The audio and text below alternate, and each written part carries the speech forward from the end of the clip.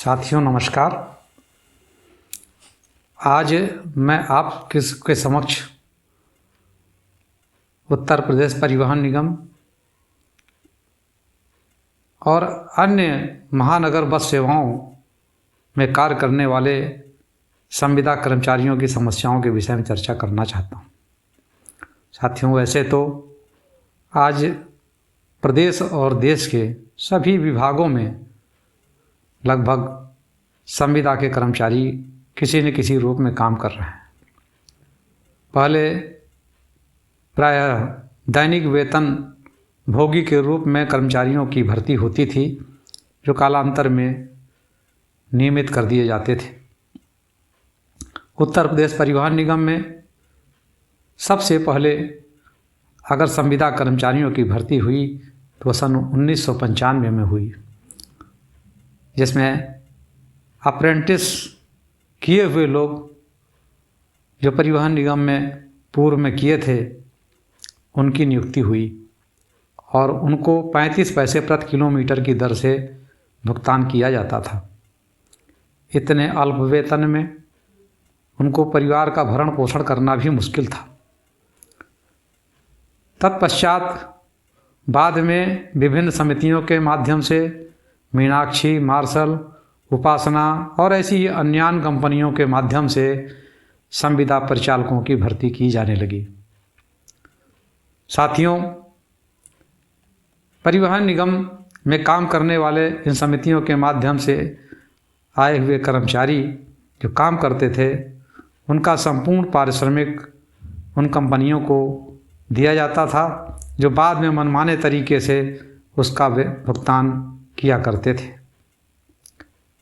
इस चीज़ को देख करके उनकी पीड़ा को समझते हुए उत्तर प्रदेश रोडवेज कर्मचारी संघ, जो भारतीय मजदूर संघ एवं भारतीय परिवहन मजदूर महासंघ से संबद्ध है, ने बीड़ा उठाया कि इन समस्त कर्मचारियों को इन कंपनियों के माध्यम से जो भर्ती हो रही है इनके चंगुल से मुक्त कराया जाएगा। साथियों, वर्ष 2008 में उत्तर प्रदेश रोडवेज कर्मचारी संघ ने अथक प्रयास कर इन कंपनियों को समाप्त कराया, लेकिन अपने ही बीच के कुछ कार्य करने वाले श्रमिक संगठनों ने इन कर्मचारियों के हितों की अनदेखी करते हुए इन कंपनियों को बहाल कर दिया, जो शायद इन संगठनों को लाभ पहुंचाने का काम करते थे। फिर भी उत्तर प्रदेश रोडवेज कर्मचारी संघ के पदाधिकारियों ने, कार्यकर्ताओं ने हार नहीं मानी और अपने इन भाइयों को इस परिवार के अंदर लाने के लिए काम किया और पुनः इन समितियों को भंग करा दिया। तत्पश्चात 1 अगस्त 2009 से ये सभी कर्मचारी परिवहन निगम के कर्मचारी कहे जाने लगे और इनके श्रम का शोषण जो बहुत ज़्यादा हो रहा था उससे इन्हें मुक्ति मिली और इनका ईपीएफ आदि भी कटने लगा। इन कर्मचारियों का जो भी पारिश्रमिक बनता था सीधे इनके खाते में भुगतान किया जाने लगा। लेकिन साथियों, उत्तर प्रदेश रोडवेज कर्मचारी संघ यहीं पर नहीं रुका, क्योंकि पहले जो कर्मचारी काम कर रहे थे 3000 किलोमीटर पर अलग रेट 35 पैसे, 3000 से 5000 के बीच 50 पैसे, इसी तरह से 65 पैसे, 75 पैसे, 1 रुपये, 1 रुपये 20 पैसे तक अलग अलग किलोमीटर पर इनको भुगतान होता था। इस पर कर्मचारी संघ ने विभिन्न तरह के आंदोलन किए। प्रबंध निदेशक महोदय से कई चरण में इसकी विषय पर वार्ता की, तब जा कर के इन कर्मचारियों का 1 रुपये प्रति किलोमीटर की दर से भुगतान होना शुरू हुआ।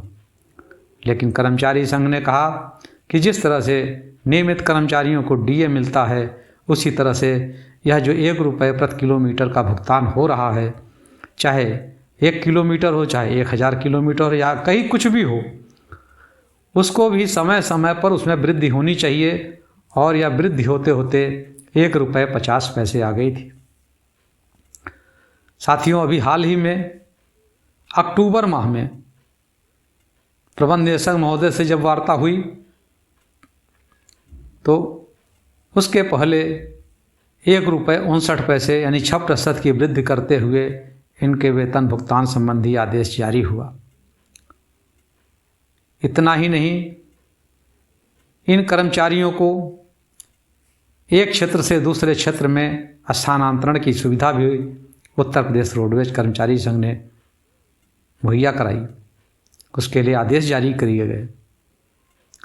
साथियों, इन कर्मचारियों का वेतन निरंतर बढ़ता रहा और इतना ही नहीं, इनको मिलने वाला प्रोत्साहन जो उत्कृष्ट प्रोत्साहन योजना यानी 6000 किलोमीटर 24 दिन की ड्यूटी करने पर 7000 रुपये मिलता था और उत्तम प्रोत्साहन जो 14000 रुपये में 4000 रुपये प्रोत्साहन के रूप में 5000 किलोमीटर 22 दिन ड्यूटी करने पर मिलता था और अन्य सामान्य कर्मचारी जो 5000 किलोमीटर 22 दिन ड्यूटी करने के बाद 3000 प्रोत्साहन पाते थे।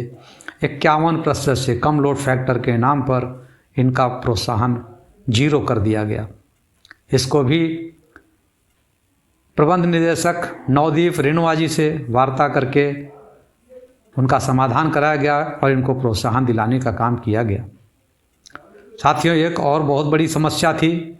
हमारे कर्मचारी जो काम कर रहे थे, जो उत्कृष्ट, उत्तम और सामान्य कैटेगरी के थे, तो उत्कृष्ट और उत्तम प्रोत्साहन योजना वाले 5000 किलोमीटर 22 दिन ड्यूटी और 24 दिन ड्यूटी 6000 किलोमीटर करने के बाद कार्य करने में कोई रुचि नहीं दिखाते थे, क्योंकि इससे ऊपर जो भी वो किलोमीटर करते थे उसका उनको कोई लाभ नहीं मिलता था।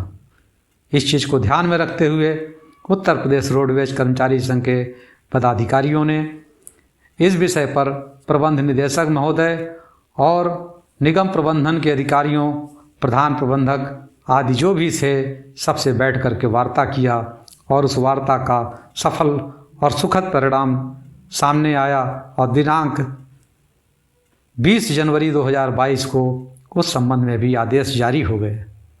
अब साथियों, जो हमारे उत्कृष्ट और उत्तम प्रोत्साहन योजना के अंतर्गत 6000 और 5000 किलोमीटर से ज़्यादा करते हैं किलोमीटर, तो उन्हें उस अतिरिक्त किलोमीटर का 1 रुपये 59 पैसे की दर से अलग से भुगतान उसमें उनके वेतन के साथ जोड़ करके किया जाएगा। यह कम बड़ी उपलब्धि नहीं है साथियों। इसलिए आप सबको मिलकर के एकजुटता का परिचय देते हुए जो आपके हितों के लिए संघर्ष कर रहा है उत्तर प्रदेश रोडवेज कर्मचारी संघ, इसके लिए आप लोग भी इसको मजबूती प्रदान करें। इसके प्रतिनिधियों ने, इसके पदाधिकारियों ने, इस संगठन ने जो आपके बीच में जो कहा वो करके दिखाया भी, वह किसी से छुपा नहीं है। साथियों, अभी पिछले दिन उत्तर प्रदेश परिवहन निगम पर बदलते मौसम का जो असर पड़ता है, उसकी आय पर, उसके कर्मचारियों को जो परेशानियों का सामना करना पड़ता है, उन सब चीज़ों को लेकर के अपने विचार मेरे द्वारा दिए गए। उसमें जो सुझाव लोगों के मिले, उस सुझाव के आधार पर आज का अपना यह विचार और जो उत्तर प्रदेश रोडवेज कर्मचारी संघ की उपलब्धियां हैं उसको प्रस्तुत कर रहा हूँ। साथियों, कुछ साथियों ने जानना चाहा कि आज गाड़ियों की स्थिति बहुत ख़राब, तमाम गाड़ियां खड़ी हैं। इसको पिछले वीडियोज़ में भी मैंने आप सबके समक्ष इसमें जो कठिनाइयां आ रही हैं उसके बारे में बताया था। स्पेयर पार्ट्स की कमी है, लेकिन सप्लाई अब आ रही है, लगातार सुधार हो रहा है। नई बसों की खरीदारी को लेकर के भी प्रबंधन चिंतित है और चुनाव के बाद गाड़ियां आप सबके सामने नई आएंगी। एक सवाल और अपने संविदा के कर्मचारियों ने उठाया कि उनको ड्यूटी करने में बहुत परेशानी हो रही है एटीएम मशीनों की कमी के चलते।